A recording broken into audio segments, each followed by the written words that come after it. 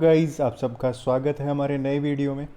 इस वीडियो में हम डिस्कस करने वाले हैं आरवीएनएल जेईएन मैकेनिकल का जो पेपर हुआ था 4 सितंबर 2021 को, उसका पार्ट 3। ये फाइनल पार्ट है। इसमें हम लास्ट 20 क्वेश्चंस डिस्कस करेंगे। इससे पहले हम दो पार्ट इसके आ चुके हैं, पार्ट 1 और पार्ट 2, जिसमें हम 40 क्वेश्चंस डिस्कस कर चुके हैं।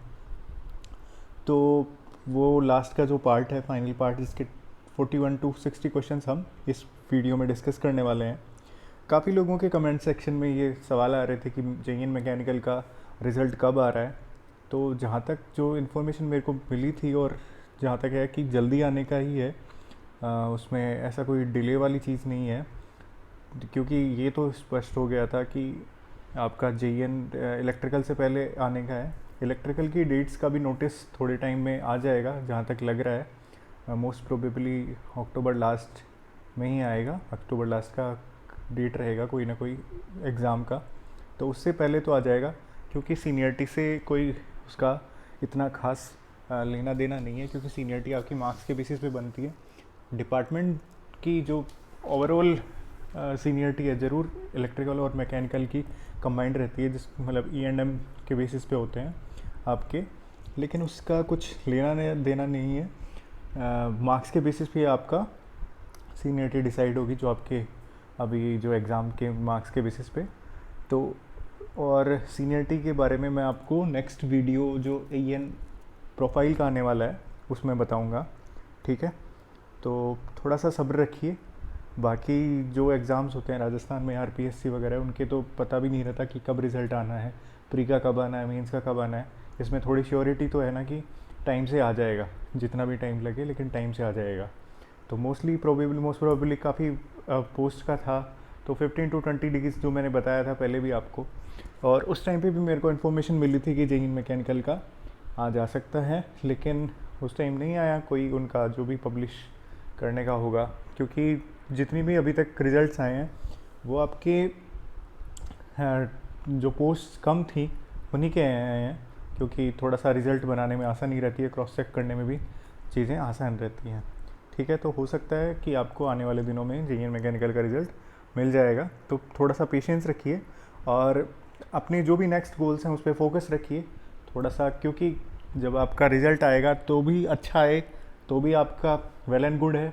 थोड़े से दिन थोड़ा सा एक्साइटमेंट में रहेंगे, 5 से 7 दिन, लेकिन अगर आपका चीज़ें उस तरह से नहीं आती हैं तो भी थोड़ा सा टाइम वेस्ट होगा। इससे बढ़िया है कि आप अभी से अपने नेक्स्ट जो गोल्स हैं उन पे फोकस रखिए, क्योंकि बाद में आपको जॉब लगने के बाद में आपको इतना टाइम नहीं मिल पाता है जितना अभी आप उस चीज़ अपने एरिया ऑफ इम्प्रूवमेंट में इन्वेस्ट कर सकते हैं उतना, ठीक है। और काफ़ी लोगों का DV कल से स्टार्ट हो रहा है जो AN पोस्ट के लिए है।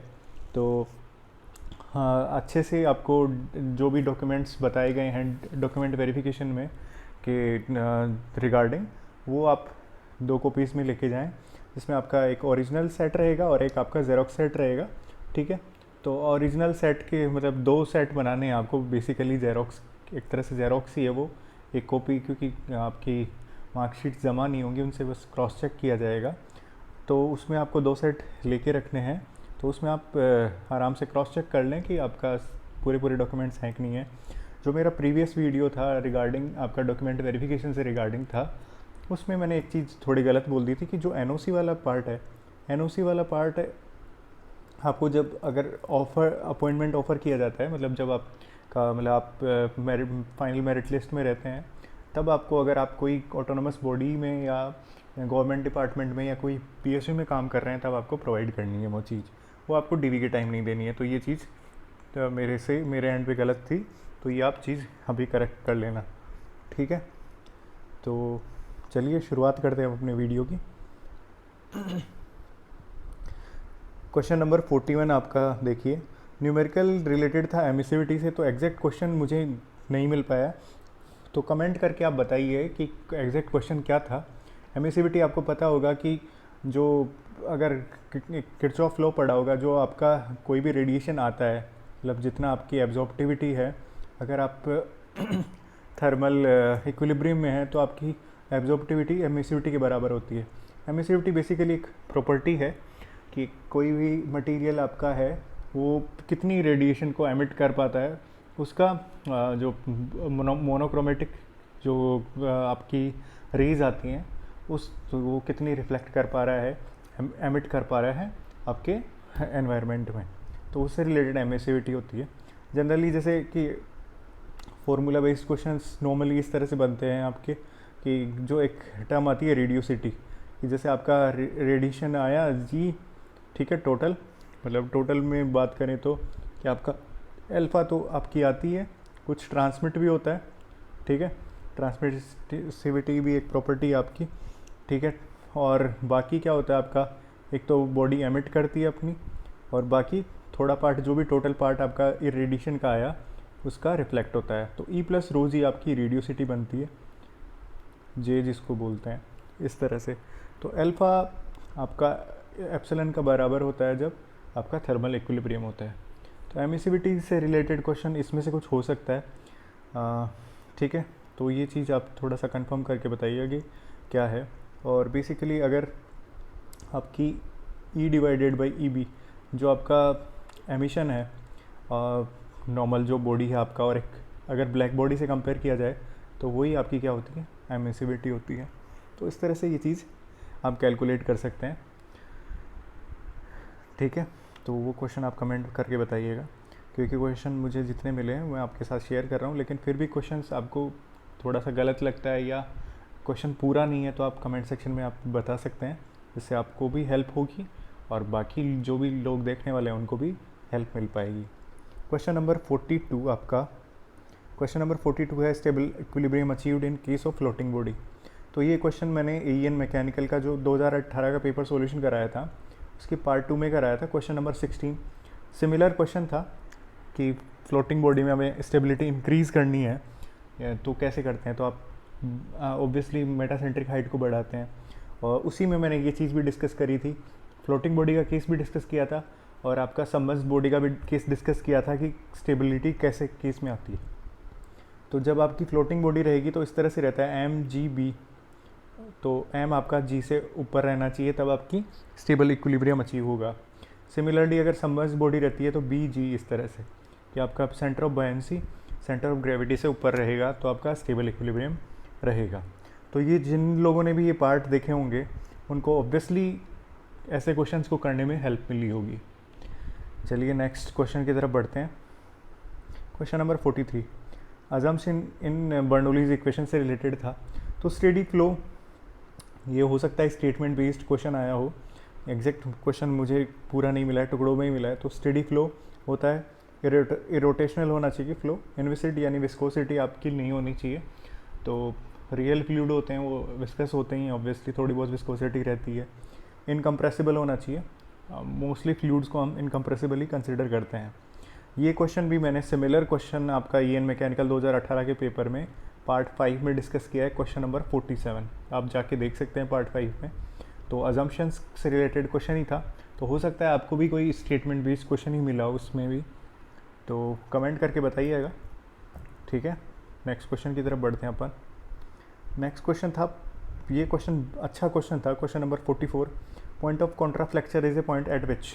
तो ठीक है, इसमें ऑप्शंस क्या क्या गिवन थे, बेंडिंग मोमेंट 0 है आपका, बेंडिंग मोमेंट साइन चेंज कर रहा है, थर्ड ऑप्शन आपका शेयर फोर्स 0 है। तो शेयर फोर्स 0 तो ये तो बिल्कुल ही नहीं बनता, पॉइंट ऑफ कॉन्ट्राफ्लेक्शन मतलब शेयर फोर्स 0 हो गया तो आगे बेंडिंग मोमेंट की तो क्या ही बात कर पाएंगे हम। लेकिन अगर कोई पर्टिकुलर बीम के बारे में पूछा जाए या आपसे पॉसिबल केसेस पूछा जाए तो जनरली अपना कोई भी पूछता है, मुझे भी क्वेश्चन जब मेरे को दिखा था तो मुझे भी लगा था कि बेंडिंग मोमेंट इज 0 वाला ऑप्शन सही होना चाहिए, ठीक है। मुझे किसी ने पूछा भी था तो मैंने बताया था कि ए और बी सही होने चाहिए, लेकिन बेंडिंग मोमेंट 0 आप हर केस के लिए नहीं बोल सकते कि बेंडिंग मोमेंट 0 का मतलब ये इनकम्प्लीट स्टेटमेंट है। अगर आपसे क्वेश्चन पॉसिबल केसेस के बारे में पूछा गया है तो आपके ए और बी दोनों सही हो जाएंगे, लेकिन बेंडिंग मोमेंट 0 हर केस में ट्रू नहीं है। जैसे आप किसी कैंटिलीवर की बात करिए, कैंटिलीवर में आपने पॉइंट लोड लगा रखा है फ्री एंड पे, तो फ्री एंड पे तो आपका जो बेंडिंग मोमेंट है आपका 0 हो जाता है फ्री एंड पे, और बेंडिंग मोमेंट आपका मैक्सिमम रहता है आपके फिक्स्ड एंड पे। तो लेकिन बेंडिंग मोमेंट 0 हो गया यहाँ पे, लेकिन इसको आपने पॉइंट ऑफ कॉन्ट्राफ्लेक्चर नाम नहीं दिया, ठीक है। अगर पॉइंट ऑफ कॉन्ट्राफ्लेक्चर आपने नाम दिया होता तो ये आपको आपको आपकी टेक्स्ट बुक्स में मिलता, लेकिन ऐसा नहीं है। तो बेंडिंग मोमेंट जहाँ साइन चेंज करेगा, मतलब बेंडिंग मोमेंट का कोई डायग्राम है ऐसा, बेंडिंग मोमेंट जहाँ साइन चेंज करेगा वहाँ पे आपका बेंडिंग मोमेंट जीरो होगा।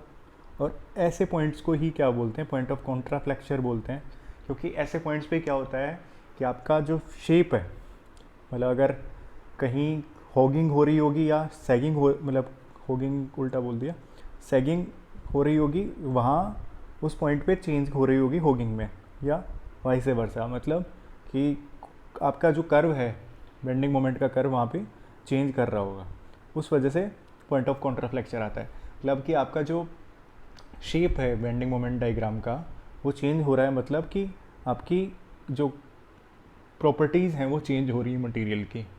तो बेसिकली जो मेरे हिसाब से आंसर होना चाहिए वो आंसर होना चाहिए बी। बाकी IBPS क्या कंसिडर करता है, क्योंकि बेंडिंग मोमेंट चेंजेस साइन में इसमें दोनों चीज़ें कंसिडर हो गई, आपका बेंडिंग मोमेंट जीरो भी हो गया और आपकी जो डेफिनेशन है कॉन्ट्राफ्लेक्चर की वो भी कंप्लीट हो गई, क्योंकि आप हर पॉइंट जहाँ पे बेंडिंग मोमेंट जीरो है उसको पॉइंट ऑफ कॉन्ट्राफ्लेक्चर नाम नहीं दे सकते, ठीक है। नेक्स्ट क्वेश्चन की तरफ बढ़ते हैं। क्वेश्चन नंबर 45, इसमें पूछा था the degree of closeness of a measured value of a certain quantity with its true value is known as. तो ये काफ़ी कन्फ्यूजन वाली स्टेट रही काफ़ी लोगों के लिए, क्योंकि थोड़ा सा इसमें डेफिनेशन में कम कन्फ्यूजन आ जाता है। लेकिन आप एक चीज़ ध्यान रखिए, कोई भी आप गेम खेलते हैं जो डार्ट वाला, जैसे जिसमें आपने एक आपको टारगेट दे रखा होता है और वहाँ पे आपको तीर मारना है, या वो जो डार्ट्स आती हैं उनको हिट करना है, मतलब बुल साई पे, जैसे मान लो 10 मार्क्स हो, मतलब 10 पॉइंट्स मिलेंगे आपको वहाँ पे। तो जैसे काफ़ी लोगों ने हिट किया तो इसके आसपास हिट किया, यहाँ हिट किया, यहाँ हिट किया, किसी ने यहाँ ही हिट किया, ठीक है। तो इसको मान लो आप ट्रू वैल्यू, ट्रू वैल्यू के अगर बहुत नियर है तो मतलब उसने बहुत एक्यूरेट काम किया है, मतलब बहुत एक्यूरेसी के साथ वो चीज़ करी है। मतलब अपन प्रोडक्शन के टर्म्स में उसको ऐसे समझेंगे कि आपको कोई 50 mm का डाया बनाना था किसी ऑब्जेक्ट का और आप 49.95 49.98 इस तक पहुंच पाए हो, तो वो चीज़ तो क्या होती है आपकी एक्यूरेसी, कि आपकी ट्रू वैल्यू के आपसे क्लोजनेस हो।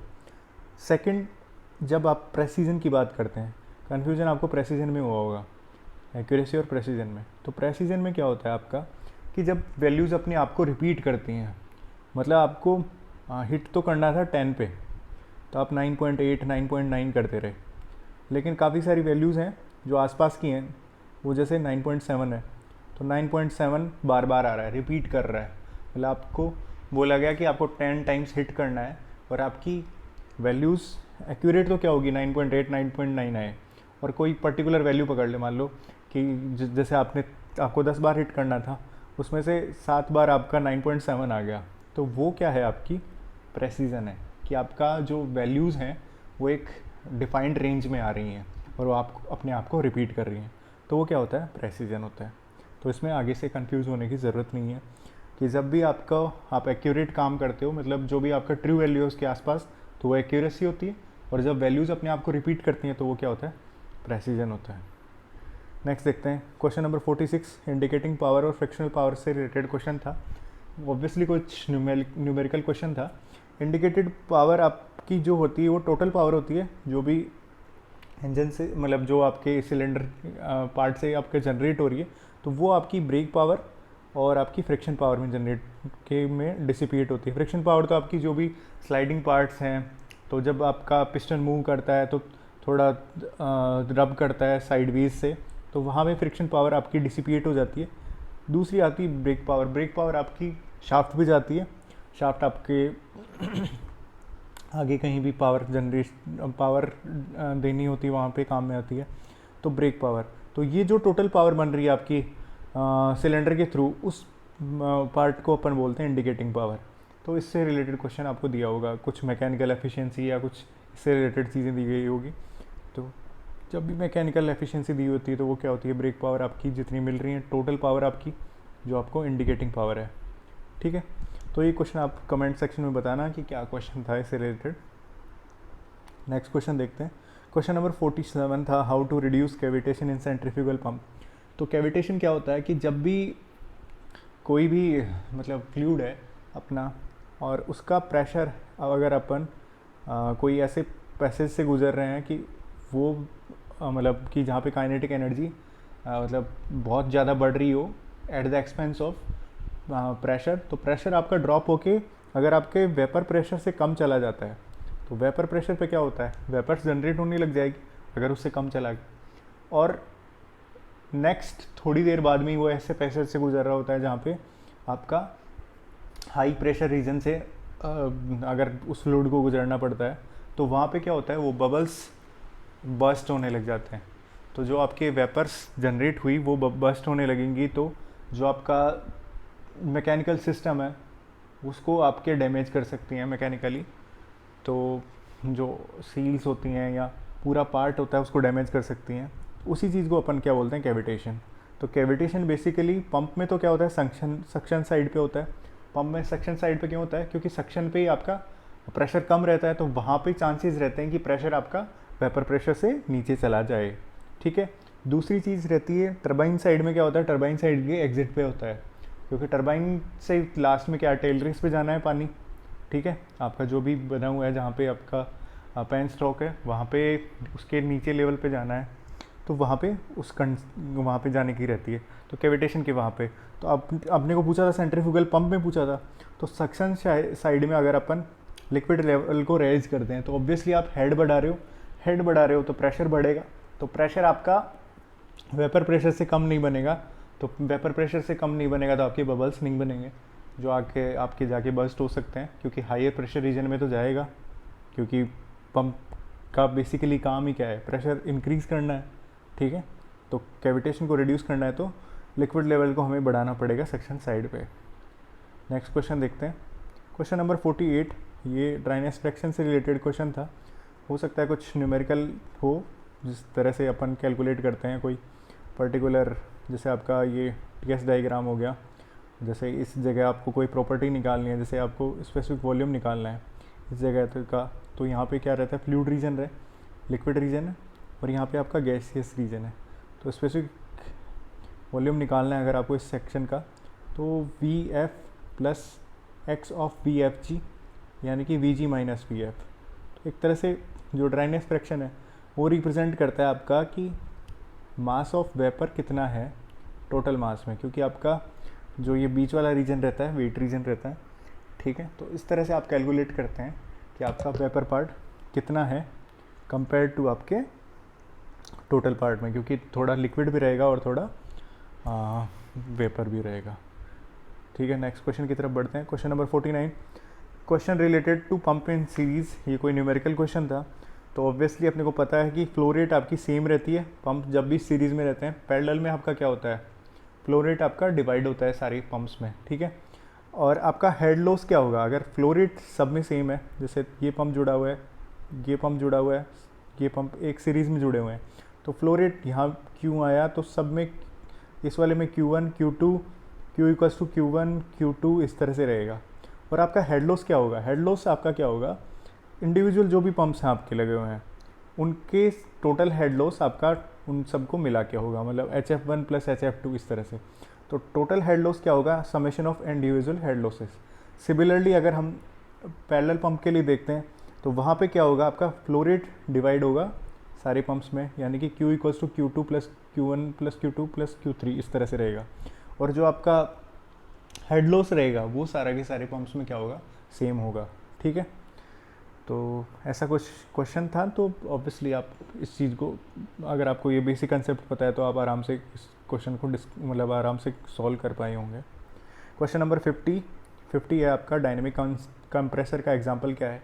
डायनेमिक कंप्रेसर बेसिकली क्या होता है, इसमें आपकी जो ब्लीड होती है, मतलब आपका जो एक तरह से रोटर पार्ट जो रहता है, रनर बेसिकली बोल सकते हैं, तो उसमें आपकी ब्लीड्स रहती है। तो जैसे ब्लीड्स वाले एरिया में जो थोड़ा थोड़ा गैप रहता है, उनमें जो गैप में क्या होती है, आपकी एयर को सक करता है वो वाला पार्ट, और एयर को सक करेगा तो ब्लेड्स आपकी रोटेट होंगी तो आप ऑब्वियसली आपकी काइनेटिक एनर्जी बढ़ेगी, तो उनकी जो इनलेट पे स्पीड थी वो उससे ज़्यादा आपको जब अंदर के जो सेक्शन पे जाएगी जहाँ पे डिफ्यूज़र है वहाँ आपको वेलोसिटी ज़्यादा मिलेगी, V2 is greater than V1 type. इस तरह से मतलब जो आपकी इनलेट से थोड़ी ज़्यादा मतलब काइनेटिक एनर्जी को एक तरह से राइज कर दिया आपके रोटर पार्ट ने।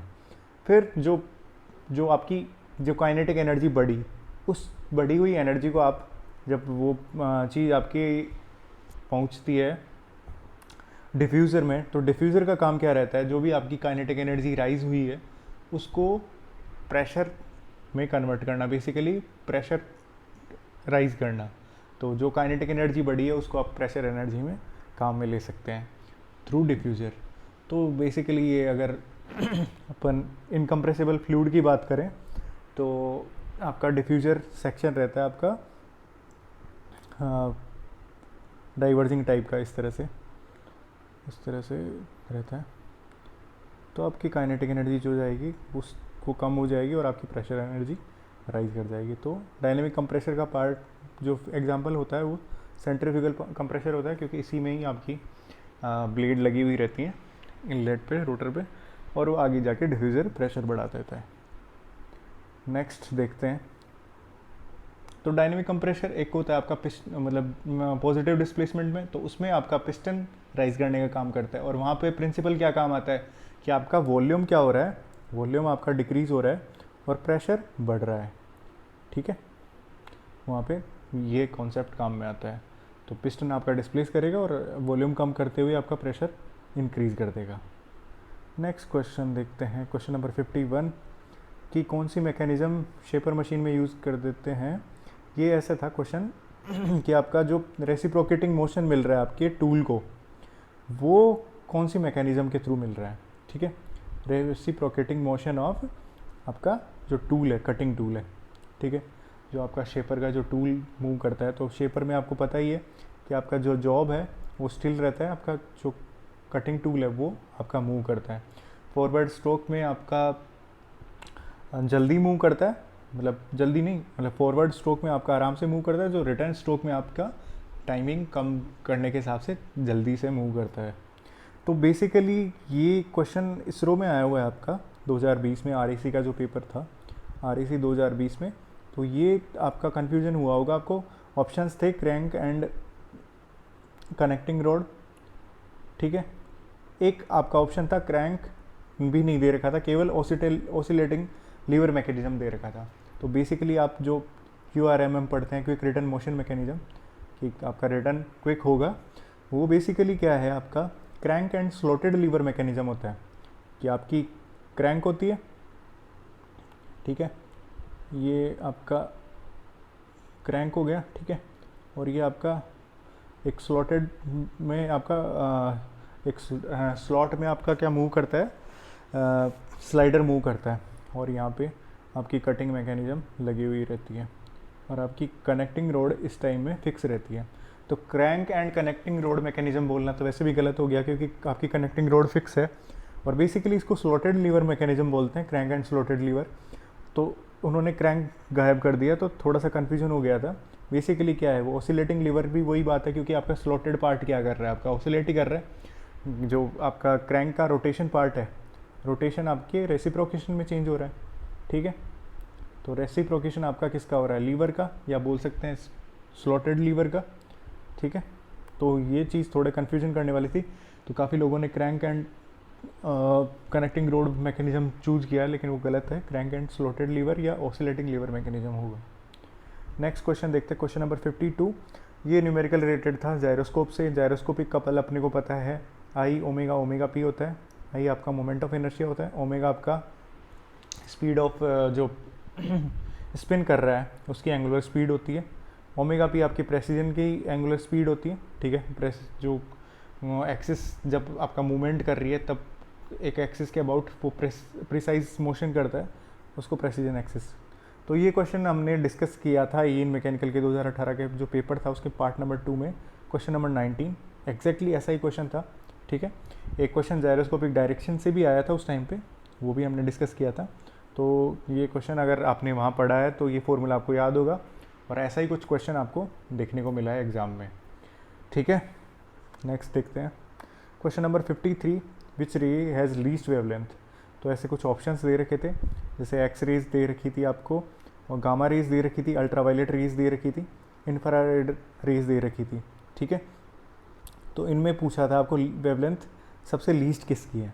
तो वेवलेंथ का जो ऑर्डर है वो इस तरह से रहता है कि आपको पता है nu equals to C by lambda होता है। सी आपका हो गया, न्यू तो आपकी फ्रीक्वेंसी हो गई, सी आपका स्पीड हो गया लाइट का, ठीक है, और लैम्बडा आपकी वेवलेंथ हो गई। तो लैम्बडा का ऑर्डर देखें तो गामा का सबसे कम होता है, गामा के बाद में आती है आपकी एक्स रेज, फिर आपकी अल्ट्रावायलेट, फिर आपका विजिबल रीजन आता है, फिर इंफ्रारेड जो अपनी विजिबल अपने आइज़ को दिखता है, ठीक है, माइक्रोवेव्स, फिर रेडियो वेव्स। तो रेडियो वेव्स की सबसे ज़्यादा लैम्बडा रहती है। तो बेसिकली अपन अगर देखें तो nu inversely proportional to lambda है, तो न्यू सबसे कम होगा यहाँ पे। अब गामा का जो फ्रीक्वेंसी है वो म्यू ज़्यादा रहता है। ठीक है, तो ये आपको ऑर्डर पता रहना चाहिए, गामा सबसे कम वेवलेंथ, फिर एक्स रेज, उसके बाद में बढ़ती जा रही है यूवी, अल्ट्रावायलेट, फिर विजिबल, फिर इंफ्रारेड, फिर माइक्रोवेव्स, फिर रेडियो वेव्स। क्वेश्चन नंबर 54 पूछा था सुपर हीटिंग प्रोसेस मतलब कैसे अगर होती है। तो बेसिकली कांस्टेंट प्रेशर पे होती है, कांस्टेंट प्रेशर पे हीट एडिशन होता है। बेसिकली जितना जो भी सैचुरेटेड स्टीम है उसको अपन ज़्यादा टेम्परेचर पे गर्म करते हैं, सुपर हीटिंग करते हैं, जिससे कि अपनी जो रैनकाइन साइकिल की एफिशिएंसी बढ़ पाए। ठीक है, नेक्स्ट क्वेश्चन देखते हैं। क्वेश्चन नंबर 55, ये अच्छा क्वेश्चन था। सिलिका इनऑर्गेनिक है किसकी एब्सेंस की वजह से।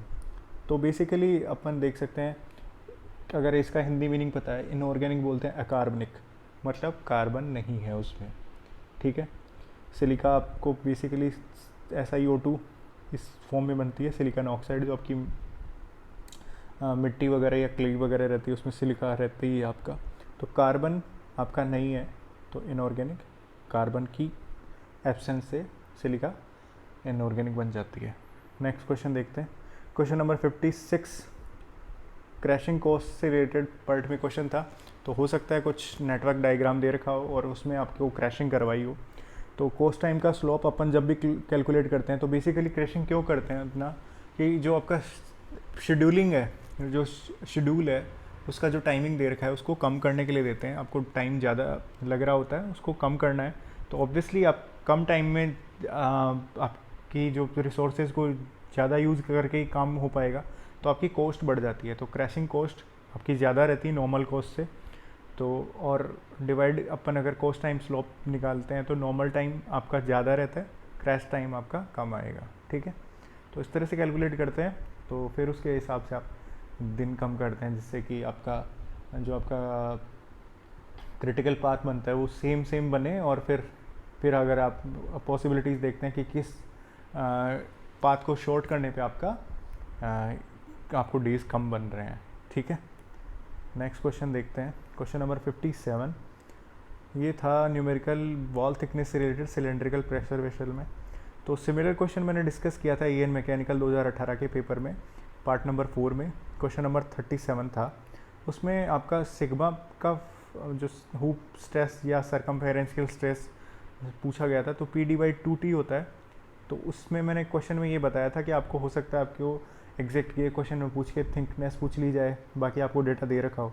तो इस तरह से कैलकुलेट कर सकते हैं अपन। मैक्सिमम टेंसाइल स्ट्रेस या हुप स्ट्रेस आपको दे रखा होगा, ठीक है, कोई कुछ भी इस तरह से बोल के, प्रेशर दे रखा होगा, डायमीटर दे रखा होगा, आपको थिकनेस कैलकुलेट करनी थी, तो वो इस फॉर्मूले से आप कैलकुलेट कर सकते हैं। तो जितना मैंने पार्ट करवाए हैं क्वेश्चन, अगर आपने देखे होंगे तो आपसे क्वेश्चन बने होंगे। ठीक है, formula related to torsional strain energy पूछा था। तो बेसिकली ये होता है half into torque into theta, torque या टॉर्शन जो भी बोलना चाहें। थीटा आपका एंगल ऑफ ट्विस्ट हो गया, टी टॉर्क हो गया, और थीटा को अपन TL/GJ लिखें तो ऐसा कुछ बनता है final T²L/2 into J into G. ठीक है, J आपका polar moment of inertia, G आपका शेयर मॉडुलस हो गया, L आपकी लेंथ ऑफ शाफ्ट हो गई। ठीक है, इस तरह से आपको फॉर्मूला कुछ इस फॉर्म में दे रखा होगा। बेसिकली अगर T और थीटा का डायग्राम बनाएं तो जो एरिया आपका बनता है जो ट्राइंगल का, वो बेसिकली आपको टॉर्शनल स्ट्रेन एनर्जी देता है। क्वेश्चन नंबर 59 ये वर्नियर कैलिपर की रीडिंग से रिलेटेड था, जिसमें आपको डेटा गिवन था, मैन स्केल की रीडिंग दे रखी थी, लीस्ट काउंट दे रखा था। बेसिकली जनरली मतलब 0.01 या ऐसा कुछ, या आपको लीस्ट काउंट दे रखा है, या लीस्ट काउंट नहीं भी दे रखा तो आपको बोल रखा होगा कि आप मिनिमम इतना मेज़र कर सकते हैं, वही आपका लीस्ट काउंट होता है। Number of lines of vernier scale कितना कोइंसाइड कर रही है मेन स्केल से, वो आपको दे रखा होगा, तो वो आप उससे कैलकुलेट कर सकते हैं। Basically main scale plus vernier scale की जो भी reading I into least count आप करेंगे तो आपको आपकी रीडिंग मिल जाएगी।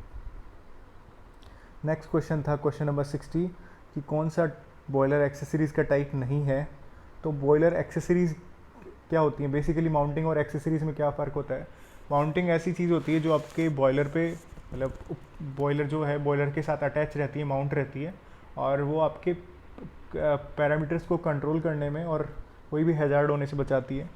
और बॉयलर एक्सेस तो वो तो होना ज़रूरी है, उसके बिना काम नहीं चलता है। बॉयलर एक्सेसरीज़ क्या होती है कि बॉयलर एक्सेसरीज़ ऐसी चीज़ें हैं जो कि आपकी सिस्टम की एफिशिएंसी को बढ़ाने के काम आती हैं।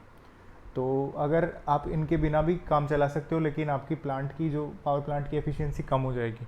तो बेसिकली बॉयलर एक्सेसरीज़ वो चीज़ें होती हैं। तो एक तरह से जैसे कोई भी गाड़ी अपन ख़रीदते हैं तो उसके फीचर्स जो होते हैं वो आपके एक तरह से बॉयलर एक्सेसरीज़ की तरह मान सकते हो।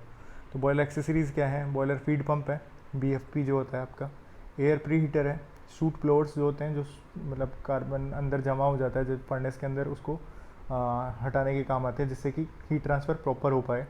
फिर सुपर हीटर है, ठीक है। तो ये सारी चीज़ें क्या होती हैं? बॉयलर एक्सेसरीज़ हैं।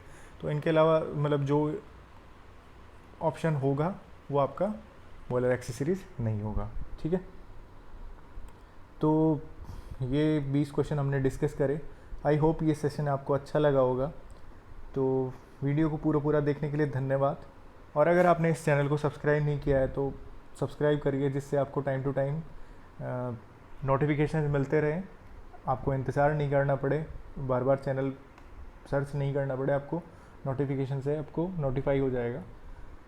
और आप लोगों ने बहुत अच्छा सपोर्ट किया है चैनल को। मैंने आप सब, मेरी यही मोटिव रहता है कि आप लोगों की हेल्प हो पाए। कमेंट्स में भी काफ़ी लोगों के सवाल रहते हैं, तो मैं जब भी मेरे को टाइम मिलता है तो मैं सॉल्व करने की कोशिश करता हूँ उनको। तो आई होप ये जो भी वीडियोस आपको मिल रहे हैं वो आपको, उनसे आपको हेल्प हो रही होगी। कमेंट्स में आप अपने व्यूज़ बताइए, आपको वीडियो कैसा लगा। और वीडियो को पूरा देखने के लिए धन्यवाद। और अगर फिर भी आपकी कोई क्वेरीज़ हैं, कोई डाउट्स हैं, तो आप मेरे को कमेंट सेक्शन में डिस्कस कर सकते हैं। धन्यवाद।